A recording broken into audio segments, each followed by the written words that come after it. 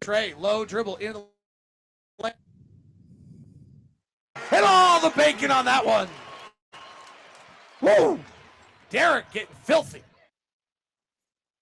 What happened there? Let's see if that happens Trey, again. low dribble into the lane, gives to Favors, attacks. Oh, he'll take all the eggs. Hit all the bacon on that one. Woo! Derek getting filthy.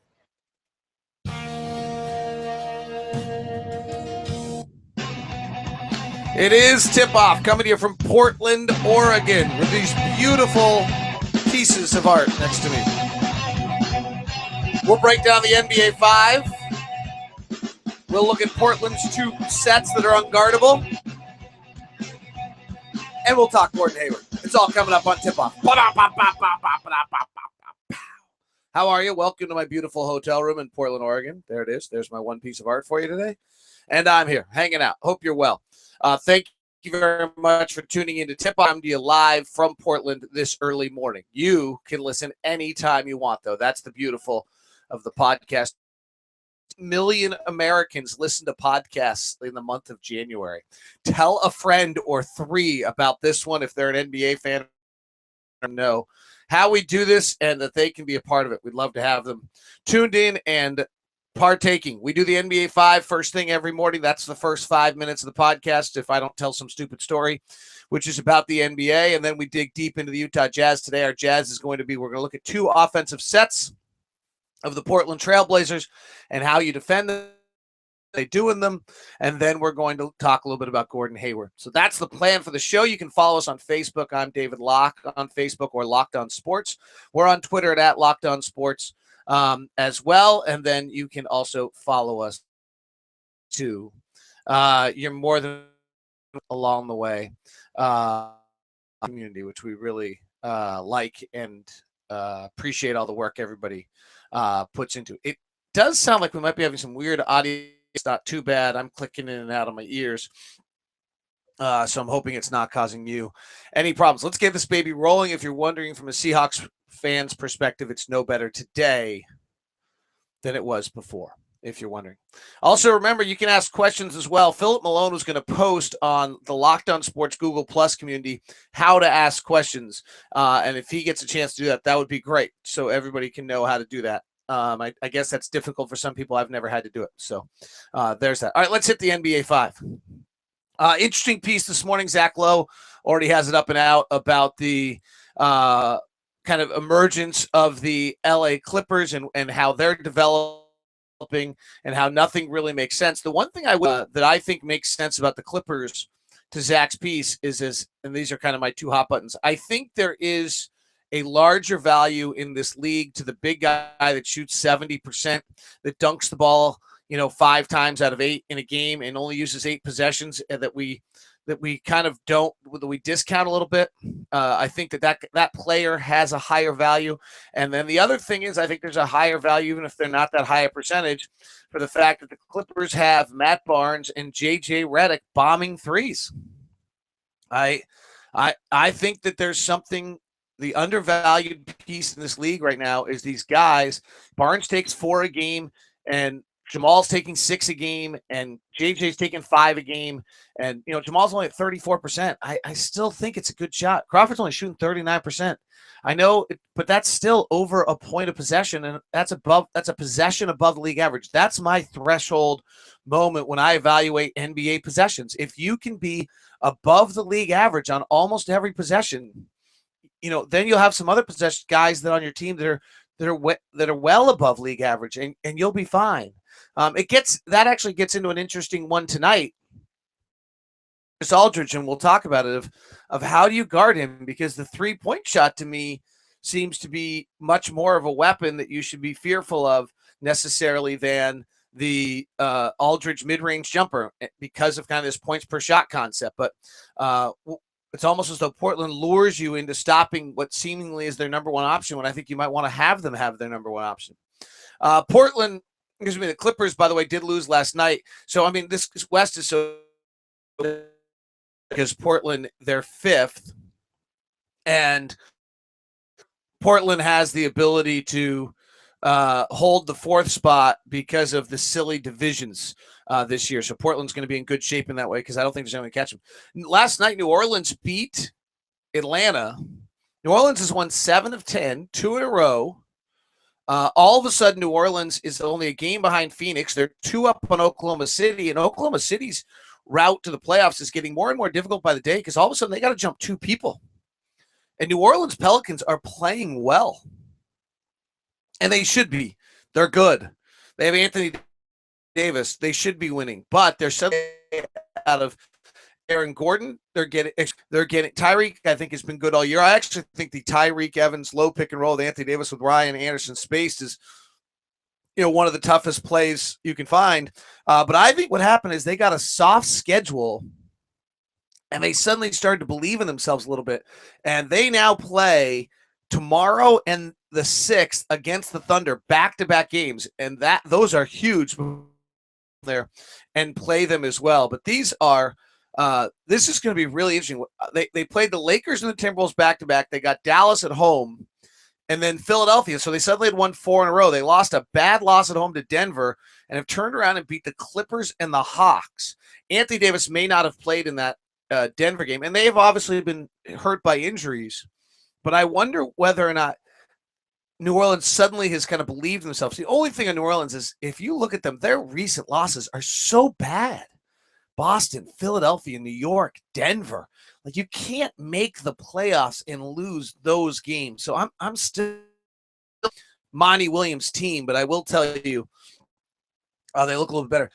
Keep an eye on this guy. Donatas Montiunas in Houston will be getting a different role with Dwight Howard out for a month. He's actually one of the better rim protectors in the league, either because he's near Dwight Howard rim protecting or because he is, which is not entirely clear. And then the other aspect is that he's one of the best post-up players. And I think there's a chance Houston's offense is not very good. For all the talk of Houston and their money ball, they're still ranked about 20th offensively. Without Dwight Howard, I think their offense might take off here in the next month using Montiunas, who's a good passer, who can score a little. He's crafty in the post. He's one of the better post players in the league at 56%. Keep an eye. There's talk of an all-star roster from Adam Silver, but the fact of the all-star increase roster has to be and it has to do with whether or not you want to I am definitely having an audio issue today, and I have no idea what's causing it. So I apologize. It's getting worse by the minute. I do have a switch plan I'll go to here in a second if I think it's prohibitive to the broadcast, which I think it's getting to. Let me see if I can do this. Give me 1 second. Do this. What happens if we kill this and go to this? It's not as good a microphone, but it's going to be consistent and you can hear me. So we're going to do this. We're going to make that microphone switch. At that point, I'm no longer have the headset on. I think I'll probably just be a little hollow and the microphone will be coming off the computer, but I think it'll be better. And also, if you get a chance, make sure you read the Kyle Korver article. The Kyle Korver article that is written about, sorry, I'm just checking things, USA Today, about Korver's development of his field goal shooting. It was yesterday, and it's just absolutely terrific. All right, I think the microphone is working. If anybody in the chat area, well, actually, we don't have anybody live in the room, in the hangout room. We just have people watching live. So hopefully that it's working for you. I apologize. I'm a little concerned about this. We just seem to be having some blips. I'm not sure what's causing it. All right, so that is our NBA 5 for today. Let's dig in to the Utah Jazz. Oh, wait, no, we already do that. I'm all flustered. I need another sip of coffee.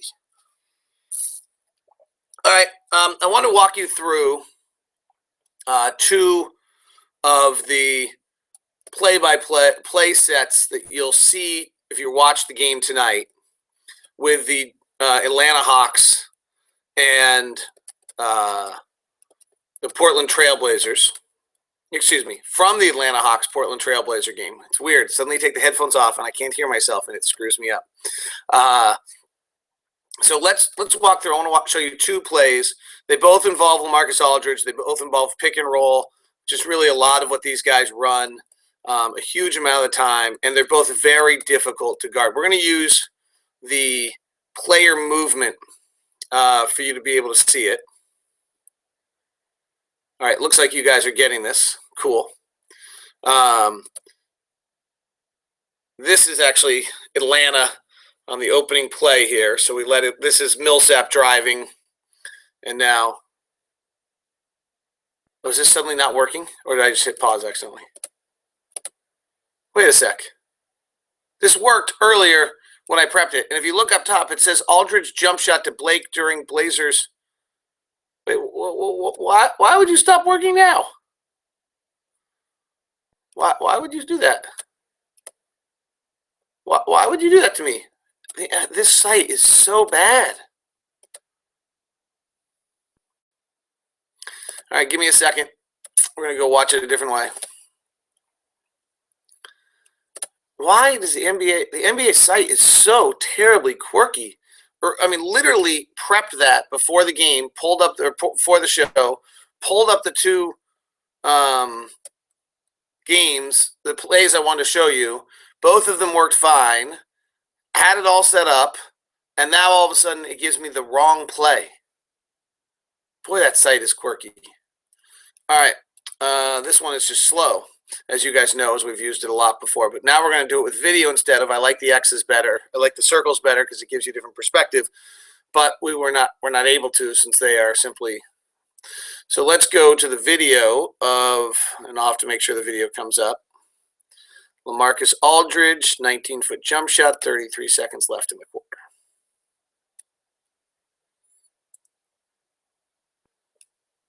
And I'll have to, all right, so you are not getting this on screen share, so let me switch the screen share so that you get it. Sorry, guys. Here is the first play. And what you're going to see is on the left-hand side, Wesley Matthews.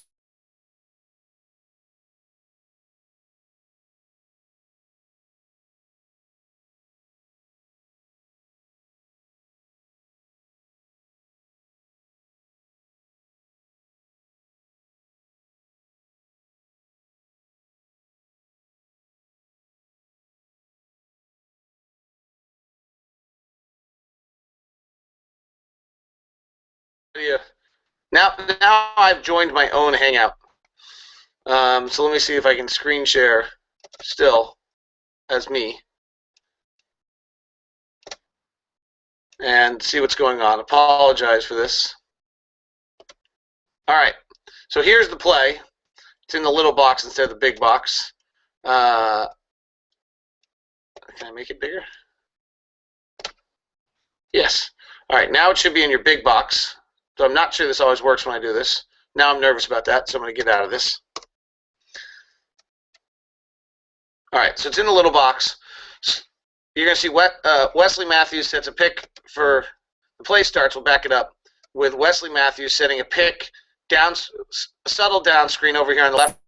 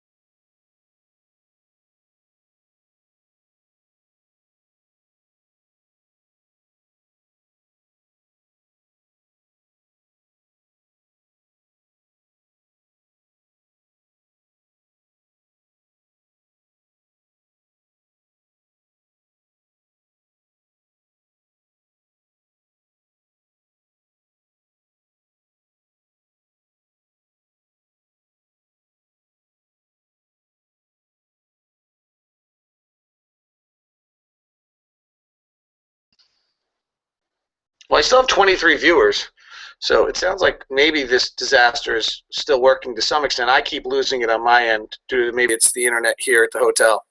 All right, so the second play, so that's tough. I actually think you just have to concede that top of the key jumper to LaMarcus. That's where their offense is great. They run it really well, and there's not a lot you can do off it. This one I find really tricky because there's a back screen that gets picked in this that makes it even more difficult. And hopefully I have the right play. They're going to run it on the left side of the floor almost all the time. Aldridge has taken 350 shots on the left side of the floor and 89 shots on the right side of the floor. So almost everything you're going to get is left side. So here's Wesley Matthews down here. LaMarcus, Lillard coming down. This is the key guy, Myers Leonard on the far side. There's the pick by Wesley. Again, they just like to pick the picker. They like to pick the man who's defending, who's going to be the picker in the pick and roll. I love it. I think it just sets everything off. Okay, now here's Lillard on the pick and roll. And watch, as Lillard veers down, this guy, the defensive man, they bring a third guy over. It's Wesley Matthews' man who's coming over to help on the play. In this case, it's Kent Bazemore of Atlanta. You have Al Horford sliding down because you've got to cut off Lillard's drive. You have Teague trying, beautiful defense by Teague. Look where his right hand is to try to cut off the pass. Hands are down to try to cut off the bounce pass on a roll to the basket by Aldridge. That's the subtlety of great defense right there. Now, they bounce it to Aldridge. He's wide open for three, but the trick on this play, or wide open for a jump shot, the trick on this play that makes it so dangerous is two-part. Look at what Myers Leonard is going to do. Myers Leonard is now setting a pick on Kent Bazemore, who came to help on the play, which is going to leave Wesley wide open for three. Now, Aldridge doesn't take it, but look at the pick by Leonard and how wide open Wesley is here. It really means that Millsap, in this case, is going to have to fire out on Wesley to try to help out on that, and that's going to be a tough assignment for Cantor or Booker, whoever has that. Aldridge shoots it, but the key to that play, you'll see that play, and there's other times in the game where you're watching where they get that to Wesley for a good look. Now, Wesley's a much better shooter on the left side of the floor than the right side of the floor, interestingly enough. So here quickly, we'll just watch it full speed. Lillard works over, boom. It's just as simple, but the backside action on it is what makes it such a difficult play to guard because Kent Bazemore's got to get back to get to Wesley, or else you're about to give up a 40% three-point shot, and I'd far rather give up the mid-range shot to Aldridge at 43% or whatever he is on that. So here it is again. There's the spacing. Atlanta guards us well. Teague doing a nice job with his hands. Bounce pass comes behind Aldridge, forcing, that's a subtle thing Teague did defensively there. That forces Aldridge's shot instead of being 15 feet to be 22 feet by having his hand down there. Nice pass by Lillard. And Aldridge is going to shoot it. But there's the back screen by Leonard. So you can keep an eye on that during the game tonight if you'd like to. I apologize for all the technical crap. I think a lot of it had to do with internet speed here. I also think there is something wrong with my audio system that's not working entirely correctly. The other thing I did want to talk about today is just Gordon's year. We just can't forget how good he's been, what he's doing, and not forget to talk about it. First off, just the overall development. Obviously, role changes are part of this, but year-to-year scoring for Gordon Hayward is 5 his first year, 12 his second, 14 his third, 16 his fourth, and 19 his fifth. Not very many guys go up 5 years in a row. Over the last 5, Gordon's averaging 22.7 rebounds, 5 assists, shooting 47%, 40 from 3, and 78 from the line. And he's become deadly angle right 3. He's 9 of his last 14 from the angle right, 16 of 29 for the season, which really means he was 5 of his first 15. He's 9 of his last 14 from the angle right 3, which is 2 years ago where he was so good as well. And then also he's just hot from 3 overall, partially because of the angle right, but he's 17 of his last 39 from 3. The other one is worth mentioning, Trey Burke is bombing 42 threes in his last 5 games. I love it. I love it. Shoot it. He's only shooting 36% from three. He's only shooting 36% overall. So you might as well shoot the long three. He's really let him fly, and he's taking about 8+ a game right now. But I think it spaces the floor well. It's good for the team in that regard. So that's probably a positive for that. All right, that wraps up tip-off. My apologies on – oh, wait, no, I have questions. I just wanted to get out of here because it's been such a disaster. Who are some of your favorite role players in the league and why? From Riley Lewis. Love that question. I do love Donatas Montejunas, who I just mentioned earlier, partially because I liked him during the draft, but also I like Bigman. I think he's got a bunch of steps. What other role players do I really like in this league? I love bigs that can pass. The role players I like have become starters, frankly, because I love bigs that can pass, and I love bigs that can shoot and rebound. Ryan Anderson, though he doesn't defend at all, he simply has stopped defending. Frankly, Spencer Hawes fit that mold, and he's stopped playing hard.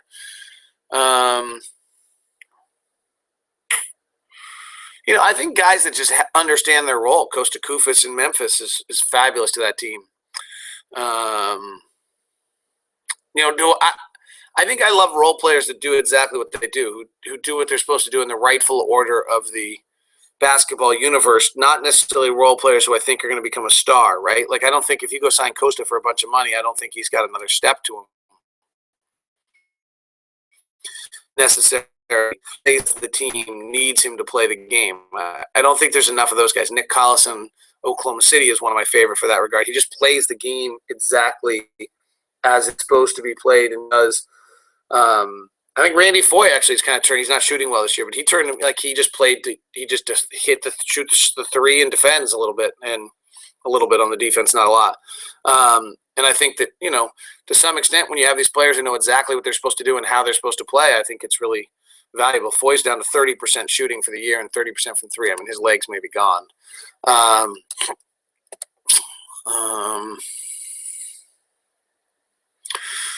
By the way, my internet much talked about comment that there's a chance that Alec Burks is never as good as Randy Foye, which is exactly what that comment was. Is still not crazy, by the way. Just want to point that out. Role players I really like. You've got me searching the league. Oh, I love Aaron Gordon, but he's not a role player right now. Role player is a hard question because I think the league's getting smarter, and some of those role players are getting more time. All right, from Adam Mason, you mentioned Cantor needs to become a better passer. Yes, he does. He has. I haven't updated my numbers, but yes, he does. Is it a mentality that needs to change? He seems to be looking for a shot when he gets underneath the hoop. Is Quinn telling me more aggressive down low? Well, I mean, if he's down low, he probably should go do his thing to some extent. I think it's a lack of understanding of the game. I think it's a case of being bigger than everybody when you're a kid, and so you get the ball and you just take your time and you overpower everybody and you score, and now you're playing against guys that are as big as you are, and so you're not able to do it as easily. I think at times it's over extended periods of time is not thinking about passing. But I think Ennis overall as a guy is interested in doing the correct thing. I think he's trying to do the right thing. His assist rate, though, on an offense that promotes passing is lower than it has ever been, other than he had 8 assists in 800 minutes.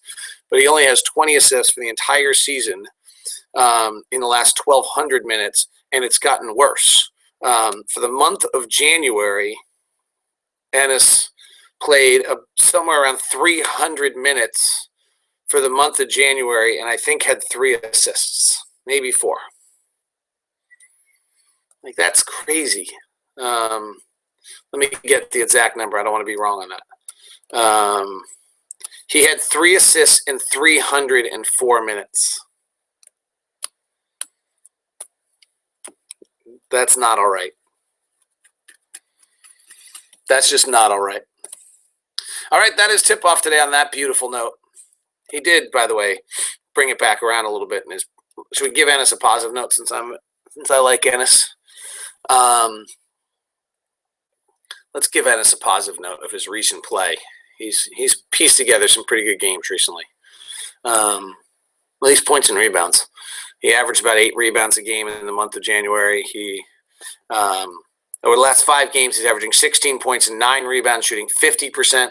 It's nice to see. Over the last 10 games, he's at 14 points, 9 rebounds, a little less than 50%, 46%. It's good. He's got to pass the ball.